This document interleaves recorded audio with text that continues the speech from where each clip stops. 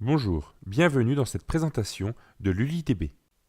Cette vidéo est optimisée pour un affichage en Full HD en plein écran. Si vous utilisez une autre résolution, certains textes peuvent être illisibles. Dans cette présentation, je vais vous montrer comment accéder aux binaires que vous avez stockés dans votre base de données.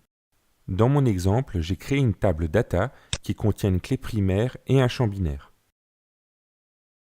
Nous allons l'ouvrir pour voir comment LuliDB nous affiche les données. Au premier coup d'œil, on peut voir que la colonne data est différente de ce que proposent les autres logiciels. LuliDB adapte l'icône suivant le contenu du binaire. Si jamais il détecte que c'est un Excel, un PDF, un Word, un zip, un PowerPoint, il va automatiquement afficher une icône pour indiquer le type du fichier. Nous allons commencer par l'image en appuyant sur F2 pour ouvrir l'éditeur avancé. Le premier onglet contient les informations principales, la taille, le type de fichier, un bouton qui permet de l'éditer et une prévisu. Le deuxième onglet va vous afficher la row d'origine, avec toutes les valeurs de chaque champ. L'onglet suivant vous affiche le binaire en hexadécimal par tranche de 8 octets et sur chaque ligne, vous avez 8 x 8 octets qui correspond à 64 octets. Cet affichage est identique à ce que propose Management Studio. L'onglet suivant vous permet d'afficher le contenu du champ sous forme de texte.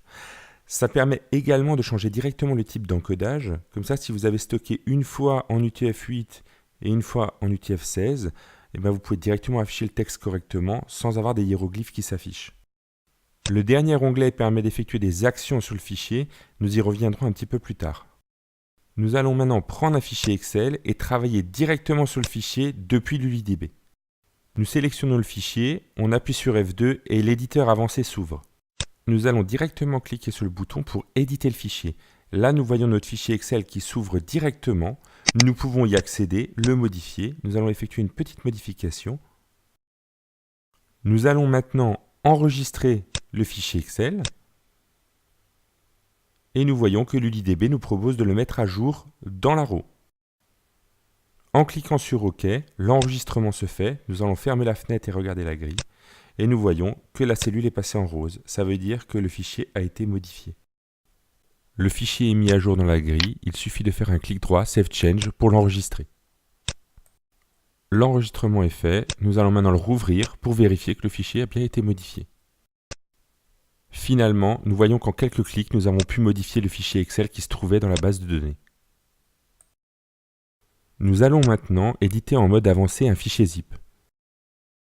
Nous voyons que la prévisu nous affiche directement la liste des dossiers et des fichiers qui sont contenus dans le zip. Si nous souhaitons aller plus loin, même principe que pour le fichier Excel, nous cliquons sur le bouton éditer et il nous ouvre le fichier dans l'explorateur. Libre à nous ensuite de faire des modifications, d'extraire des fichiers, de les prévisualiser. Sachez également que dans les options avancées, vous pouvez mettre à jour un binaire directement à partir d'un fichier de votre disque dur. Ou alors, vous pouvez aussi enregistrer un binaire de la base de données sur votre disque dur en prenant qu'un morceau et pas le binaire intégralement. Cette présentation est maintenant terminée. Je vous remercie de l'avoir suivie. Si vous souhaitez voir d'autres vidéos, rendez-vous sur lulidb.com ou sur ma chaîne YouTube.